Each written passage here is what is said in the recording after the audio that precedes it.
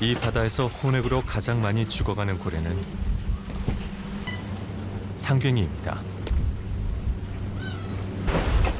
그물에 걸려 죽은 상괭이는 돈이 안 되고 번거롭다는 이유로 버려지죠.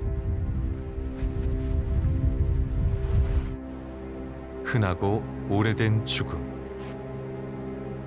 해마다 바다에서 건져 올린 상괭이 사체가 산더미처럼 쌓여갑니다.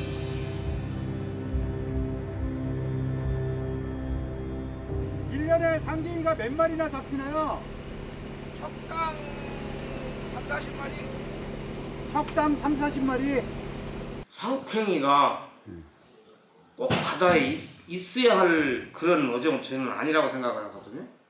아무 짝에도 소용이 필요치 않다고 생각하는데 그거 못 먹는 생선이잖아요, 그거. 상괭이는 돌고래입니다. 오랜 세월 이 바다에서 살아왔습니다. 10달의 임신 기간을 거쳐 새끼를 낳아 젖을 물려 키우는 바다의 포유류. 한국의 토종 돌고래, 상괭이는 지구상에서 한반도 서쪽과 남쪽 바다에 가장 많이 살고 있습니다. 상괭이 혼액은 거의 대부분 안강망에서 벌어지는데요. 이에 국립수산과학원은 상괭이를 살리기 위해 탈출 장치를 개발했습니다. 여기까지 하는데도 엄청나게 많은 저항을 받았거든요. 해양 포유류 탈출 장치는 상괭이들이 물고기를 쫓다가 그물 안에 갇혔을 때 물고기만 그물 끝으로 모으고 상괭이는 빠져나갈 수 있도록 유도합니다. 상괭이 탈출 장치가 있는 어구와 없는 어구를 비교했을 때 탈출 장치가 없는 어구에만 상괭이가 혼액되고 탈출 장치가 있는 어구에는 혼액이 없어 상괭이 탈출 장치가 상괭이의 혼액을 줄이는 데 효과가 있는 것으로 확인되었습니다. 하지만 안강망 선주들의 입장은 달랐습니다.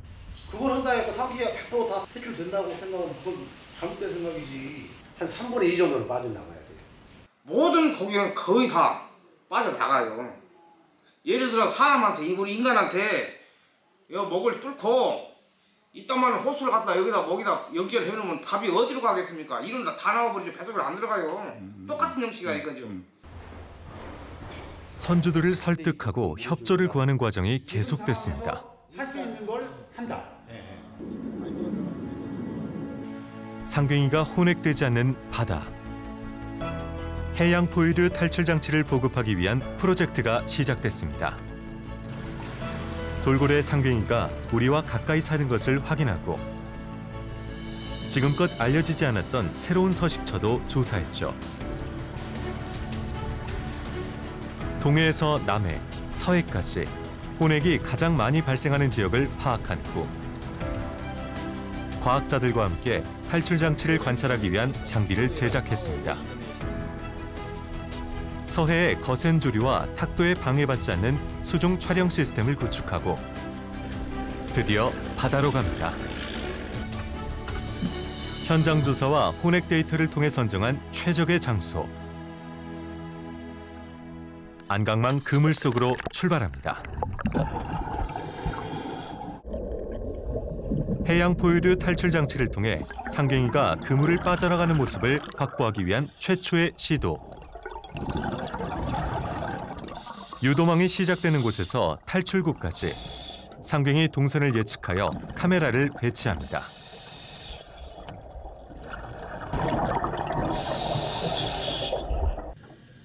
관찰 확률을 높이기 위한 또 다른 작전. 에이태그를 지금 설치하러 들어갑니다.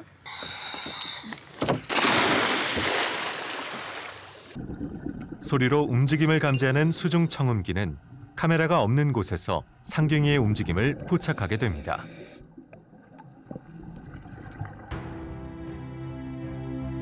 그물을 탈출하는 상괭이를 촬영하기 위한 수중 녹화 시스템.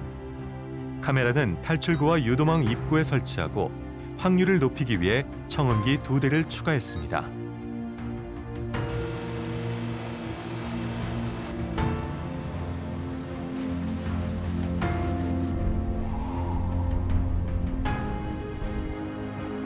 (106일을) 꼬박 바다 현장에서 머물렀습니다. 해양 포유류 탈출 장치를 장착한 안강망 조업 현장의 수중 기록.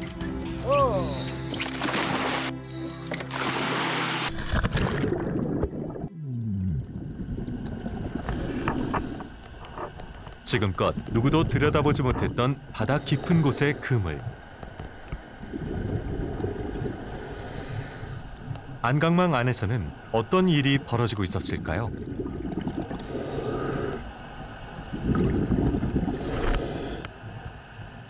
과연 상괭이는 무사히 그물을 벗어났을까요?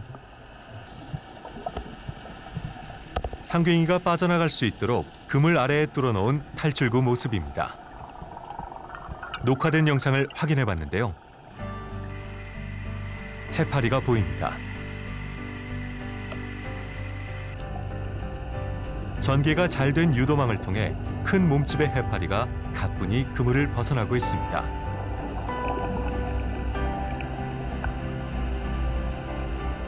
상괭이도 해양 포유류 탈출 장치를 통해서 얼마든지 빠져나갈 수 있다는 것을 직접 확인한 중요한 장면입니다.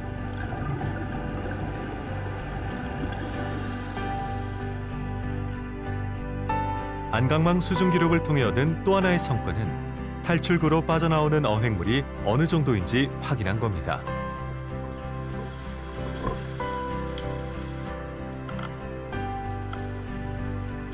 지켜본 결과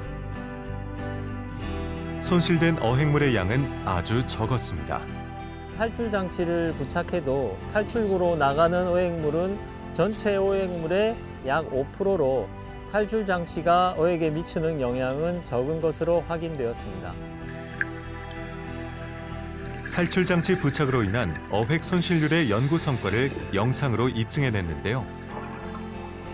잡힌 어획물에 비해 탈출구로 빠져나간 어획물이 상당히 미비한 것을 재차 확인하며 어민들의 우려를 해결했습니다.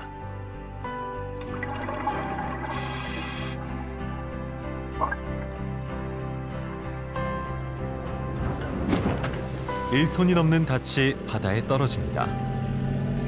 안강망 조업은 조류가 세지는 새물부터 시작되는데요. 그물의 길이는 약 120여 미터, 폭은 40여 미터에 달합니다.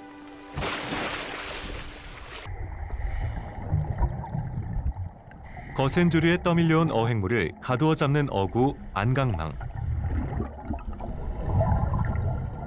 상괭이도 먹이를 쫓다 물살에 휩쓸려 그물에 갇히는 것이라고만 생각했죠. 그런데 카메라를 통해 계속 들여다본 그물란은 생각했던 것과는 조금 달랐습니다. 위협적으로 보이지 않는 이 정도의 조류라면 상괭이가 되돌아 나갈 수 있는 가능성도 있지 않을까. 향후 지속적인 관찰이 필요해 보였습니다.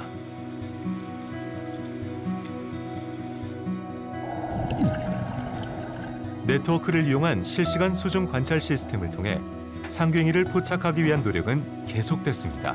잘 나와요? 대박.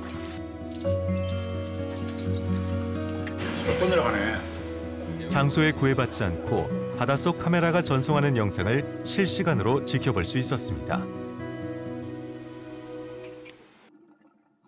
그러던 어느 날, 그물 주변에서 상괭이의 움직임이 포착됐는데요. 탈출 장치 효능을 입증할 수 있는 가능성이 점점 높아지고 있습니다.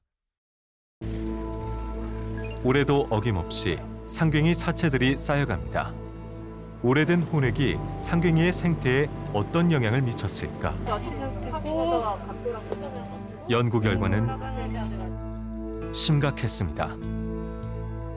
안강망에서 혼액된 상괭이 중 무려 97.8%가 다 자라지 못한 어린 상괭이였습니다. 피메일이요. 개체수가 빠르게 감소하고 있다는 신호. 혼액을 막기 위한 노력이 시급합니다. 상괭이 탈출 장치 보급에 따른 가장 큰 기대 효과는 매년 1000마리 이상 죽는 상괭이를 살림으로써 상괭이의 멸종을 막을 수 있다는 것입니다. 그리고 해양 포유류 혼액업에서 생산된 수산물의 수입을 제한하려고 하는 미국의 조치에 대해서 대응 방안을 마련함으로써 우리 수산업을 보호할 수 있다는 것입니다.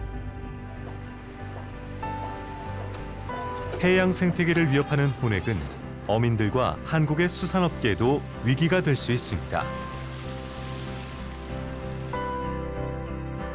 우리가 다음 세대에 물려줄 미래는 다양한 종이 공존하는 생명의 바다입니다.